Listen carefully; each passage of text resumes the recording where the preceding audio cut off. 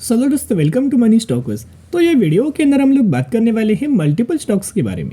तो चलिए सबसे पहले फोकस करेंगे टाटा पावर के बारे में। तो टाटा पावर का अगर आप ट्रेडिंग सेशन के अंदर परफॉर्मेंस देखोगे तो ऑलमोस्ट हमें नए के बराबर कंपनी के द्वारा परफॉर्मेंस किया और 327 रुपीज़ के आसपास हमें कहीं ना कहीं क्लोजिंग नजर आ चुकी है। तो इस वीडियो के अंदर बहुत सारे अपडेट्स आए हैं, जिन अपडेट्स की वजह से टाटा पावर के अंदर आपको याद होगा कि ब्रोकरेज फर्म ने 390 रुपए का टारगेट दिया था। लेकिन दोस्तों जो अपडेट्स आए हैं ना, इस अपडेट्स की वजह से अगर ये अपडेट्स कंफर्म होता है तो टाटा पावर 390 नहीं बल्कि 600-700 रुपए तक का भी टारगेट बहुत ही जल्द हमें अचीव कर पाएगा। इतना शानदार तरीके से ये अपडेट्स नजर आया है। तो चलिए एक एक करके अपडेट्स के बारे में हम लोग जान लेते हैं और उसके साथ साथ वीडियो के आखिर में हम लोग जानेंगे कि टाटा पावर के अंदर क्या हमें फ्रेश बाइंग करंटली करना चाहिए या फिर दोस्तों क्या हमें करंटली इग्नोर करना चाहिए। आपको दोस्तों याद होगा यही वो कंपनी है जो कि लॉकडाउन में यानी कि 2020 में 30 रुपए के आसपास हमें शेयर प्राइस टाटा पावर का चल रहा था। 30 रुपए की कंपनी के अंदर इतना शानदार तरीके से रिटर्न प्रोवाइड किया कि कंपनी के द्वारा 3 सालों में 930% तक का रिटर्न हमें प्रोवाइड करके दे चुका है। तो दोस्तों मुझे कमेंट सेक्शन के अंदर बता सकते हो किन लोगों को कितना शानदार तरीके से रिटर्न करंटली मिल रहा होगा, किन लोगों को 100% का रिटर्न मिल रहा होगा। आपको कितना रिटर्न मिल रहा है आप मुझे कमेंट सेक्शन के अंदर बता सकते हो। अभी देखना, आपको पता है कि कंपनी बिजनेस क्या करता है। देखेगा जितना भी कंपनी सेगमेंट के अंदर इन्वॉल्वमेंट है ना, वो हर एक सेगमेंट आने वाले साल में बहुत अच्छा खासा डिमांड फुलफिल करने वाला है। सबसे पहले आपको पता होगा कि जनरेशन के अंदर एंड डिस्ट्रीब्यूशन के अंदर कंपनी का बिजनेस है। फॉर एग्जांपल पावर, सही बात है, पावर का डिमांड आने वाले फ्यूचर में बढ़ने वाला है, कैपेसिटी भी आने वाले फ्यूचर में बढ़ने वाला है। सेकंड, ये कंपनी रिन्यूएबल एनर्जी के अंदर भी काम करता है, जिसके अंदर कंपनी ने बहुत अच्छा खासा बड़ा हमें इन्वेस्टमेंट किया हुआ है। थर्ड चीज़ अगर आप देखोगे तो ये वही कंपनी है जो कि इलेक्ट्रिक व्हीकल्स के चार्जिंग स्टेशन के अंदर बहुत अच्छा खासा काम कर रही है। यानी कि इंफ्रास्ट्रक्चर के अंदर चार्जिंग स्टेशन बिल्ड करने के लिए बहुत बड़े बड़े कंपनीज के साथ साथ अलग अलग स्टेट्स के गवर्नमेंट के साथ साथ कंपनी को बहुत ढेर सारे ऑर्डर हमें मिल रहे हैं, जिसका बहुत अच्छा खासा बेनिफिट हमें टाटा पावर को लंबे समय के अंदर नजर आ सकता है। तो चलिए सबसे पहले अपडेट्स के बारे में हम लोग डिस्कस कर लेते हैं। देखिएगा, Tata power and Odisha government sign MOU to boost skill development in power sector. यानी कि यहाँ दो कंपनी की एक दूसरे के साथ पार्टनरशिप हुआ है। अभी देखा, एक है टाटा पावर और सेकंड है ओडिशा गवर्नमेंट। तो दोनों कंपनी का एक दूसरे के साथ पार्टनरशिप नजर आया है, तो जिसके द्वारा दोनों कंपनी को आने वाले सालों में विन विन सिचुएशन के हिसाब से हमें बेनिफिट दोस्तों मिल जाएगा, दोनों कंपनी को बेनिफिट मिल जाएगा। तो कहीं ना कहीं ये पार्टनरशिप किस रिलेटेड हुआ है, एजुकेशन एंड ट्रेनिंग रिलेटेड ये पार्टनरशिप हमें हुआ है। अभी जो अपडेट्स के बारे में हम लोग कवर अप करने वाले हैं ना, जो भी कंपनी के अंदर बड़ी तेजी आती, बड़ी तेजी in the sense for example एक कंपनी है जो कि सिर्फ एक महीने में, टाटा पावर को कंसिडर करना, एक कंपनी है जिन्होंने एक महीने के अंदर हमें 30% का रिटर्न दिया है। तो ऐसे जो तेजी आता है ना कम समय के अंदर, वही कंपनीज के अंदर हमें ऐसे टाइप के ब्रोकरेज फर्म आते हैं और कंपनीज को डाउनग्रेड करते हैं। तो यहाँ अगर आप देखोगे ये किन्होंने दोस्तों स्टेटमेंट दिया है, किनकी कमिटमेंट है आप देख सकते हो। वेंचुरा वेंचर्स सिक्योरिटीज़ की अगर बात की जाए, यानी कि वेंचुरा सिक्योरिटीज़ लिमिटेड, इनके द्वारा हमें स्टेटमेंट दिया गया है कि इन्होंने टाटा पावर के अंदर सेल रिकमेंडेशन दिया गया है, यानी कि सेल रेटिंग दिया गया है और टारगेट अगर आप देखोगे 230 रुपये तक का टारगेट दोस्तों दिया गया है। तो एक रिक्वेस्ट करूँगा, आप मुझे दोस्तों कमेंट सेक्शन के अंदर बताना कि क्या सच में टाटा पावर जो 327 रुपीज़ के आसपास हमें ट्रेड कर रहा है, क्या सच में ये 230 रुपये तक का लेवल अभी करंटली क्या ला सकता है या फिर इतना टाटा पावर के अंदर क्या गिरावट हो सकता है। आप मुझे कमेंट सेक्शन के अंदर बताना। आंसर दोस्तों एक ही है कि नहीं। अभी क्यों गिरावट नहीं होगा, आपको याद होगा JP मॉर्गन या फिर ब्रोकरेज फर्म के द्वारा एक ग्लोबल ब्रोकरेज फर्म था जिन्होंने KPIT के अंदर हमें डाउनग्रेड किया गया था और टारगेट दोस्तों दिया गया था। तब कंपनी 1050 रुपये के आसपास ट्रेड कर रहा था।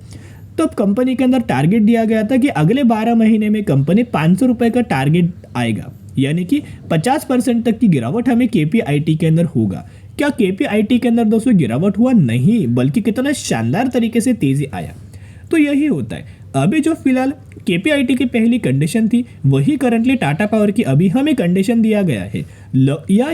ये जो टारगेट दोस्तों दिया जाता है ना, ये इनका बहुत ज़्यादा पुराना प्लान होता है।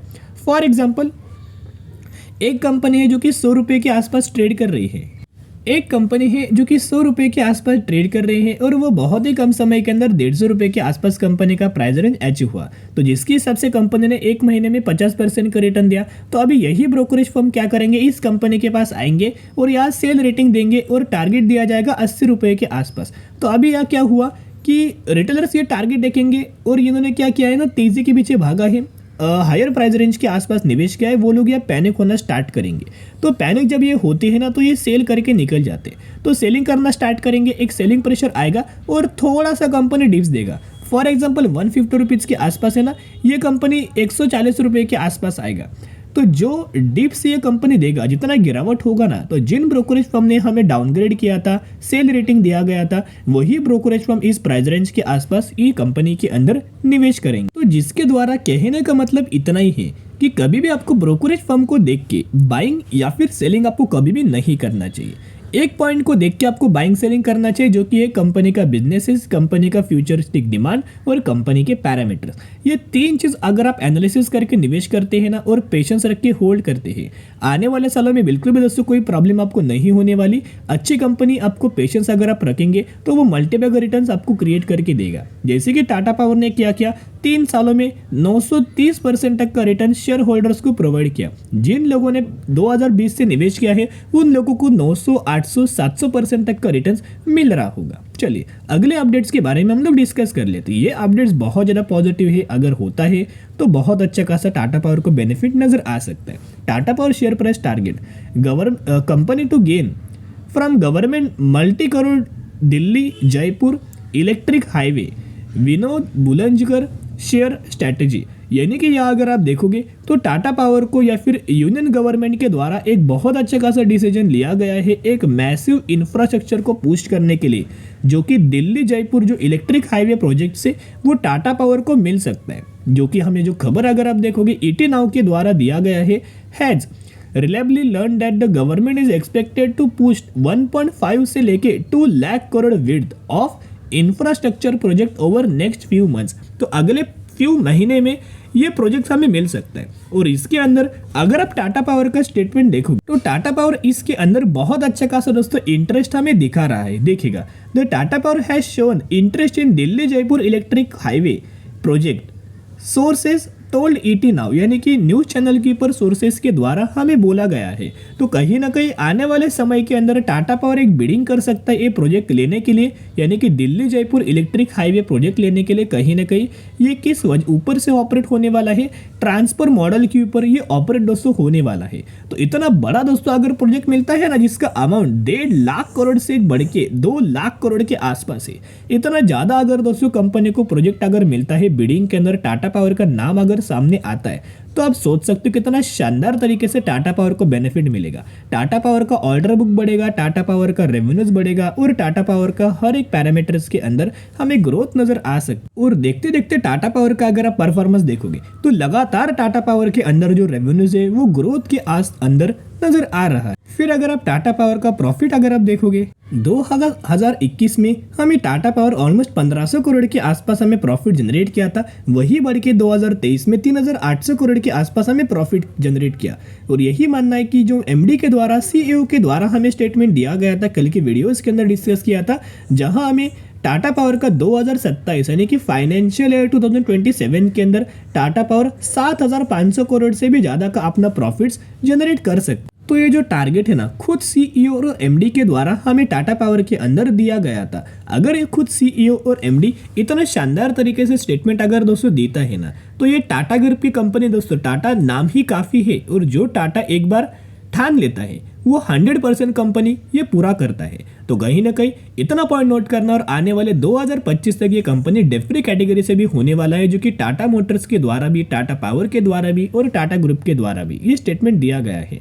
तो करंटली निवेश मत करना। अगर ये कंपनी 300 से लेकर 310 रुपए के आसपास मिले तो निवेश करने का सही मौका बन सकता है। चलिए अभी हम बात करने वाले हैं IRFC के बारे में, जिसके अंदर हमें 1.5% तक की गिरावट नजर आया हुआ था और 98 रुपीज के आसपास हमें कहीं ना कहीं क्लोजिंग नजर आ चुका। चुका है। यही वो कंपनी है जिस कंपनी ने एक महीने में 29% तक का रिटर्न शेयर होल्डर्स को बना के दे चुका है। तो जो लोग क्वेश्चन पूछ रहे हैं कि क्या सर हम लोग IRFC कंपनी के अंदर फ्रेश पोजीशन क्रिएट करें, बिल्कुल भी नहीं दोस्तों। अभी फ्रेश पोजीशन क्रिएट करने की जरूरत नहीं है। तो हमें खरीदारी दोस्तों कब करना चाहिए, अभी आप दोस्तों एक पॉइंट नोट करना कि ये कंपनी का पैटर्न मैंने पहले भी शेयर किया था। अगर जितना ऑब्जर्वेशन आपका ज्यादा होगा उतने शानदार तरीके से निवेश करने के लिए आपको एक आइडिया मिलेगा। पहला कंपनी क्या करता है ना, कंसोलिडेट करता है, फिर तेजी आता है, फिर आपको कंसोलिडेशन फेज नजर आएगा, फिर तेजी आएगा, फिर कंसोलिडेशन फेज और फिर तेजी। एक बार ये पैटर्न रिपीट हुआ, सेकेंड बार पैटर्न रिपीट हुआ, थर्ड बार पैटर्न रिपीट हुआ, अभी फोर्थ बार फिर पैटर्न रिपीट हो सकता है। फिर कंपनी एक पॉइंट के ऊपर रुकेगा, कंसोलिडेट करेगा, फिर आपको तेजी नजर आएगा। यही पैटर्न को हमें IRFC लगातार फॉलो कर रहा है। तो अभी तेजी के अंदर बाइंग मत करना, डिप्स के अंदर मिले या फिर कंसोलिडेशन फेज के अंदर मिले उस समय निवेश करने का सही मौका हमें बन सकता है। और करंटली अगर आप देखोगे एनालिस्ट के द्वारा, ब्रोकरेज फर्म के द्वारा हमें टारगेट IRFC कंपनी के अंदर दिया गया है। इनका मानना है कि अगले 6 महीने से लेके 9 महीने तक ये कंपनी 101 से लेके 126 रुपए तक का टारगेट हमें अचीव कर सकता है। और साथ में उन्होंने बोला गया है कि आप स्टॉप लॉस 64 रुपीज का यहाँ रख सकते हो। तो दोस्तों आप मुझे कमेंट सेक्शन के अंदर बताना कि कितना समय लगेगा IRFC कंपनी को 126 रुपए का लेवल्स अचीव करने के लिए। तो IRFC कंपनी जब भी दोस्तों गिरावट के अंदर मिलेगा ना, तो निवेश करने का सही मौका बन सकता है। चलो अभी हम बात करने वाले हैं टाइगर लॉजिस्टिक इंडिया लिमिटेड के बारे में, जो कि 630 रुपए के आसपास ट्रेड कर रहा है और मैक्सिमम के अंदर 2180% का रिटर्न शेयर होल्डर्स को बना के दे चुका है। फंडामेंटली कंपनी बहुत ज्यादा स्ट्रांग है, आप इनका चार्ट देख सकते हो। लेकिन एक छोटा कंपनी है, एक माइक्रो कैप कैटेगरी से कंपनी बिलोंग करता है। इसके अंदर एक अपडेट आया है कि इस कंपनी के अंदर यानी कि टाइगर लॉजिस्टिक का एक बोर्ड ऑफ डायरेक्टर्स का मीटिंग होने वाला है, जिसका डेट 9 जनवरी 2024 हमें दिया गया है। इस डेट के अंदर होने के वाला है स्टॉक स्प्लिट रिगार्डिंग कंसिडरेशन होने वाला है। और 9 जनवरी को ही कंपनी के अंदर कितने रेशियो के अंदर आपको स्प्लिट का बेनिफिट दिया जाएगा वो ये लोग दोस्तों बताने वाले हैं। तो कहीं ना कहीं बहुत ही अच्छा खासा मौका है, तो जरूर इस कंपनी के ऊपर भी वॉच आप रख सकते हो। तो चलो दोस्तों आज के लिए इतना। अगर आपको वीडियो पसंद आए जरूर वीडियो को लाइक और चैनल को सब्सक्राइब कर सकते हो। फिर मिलेंगे, बाय।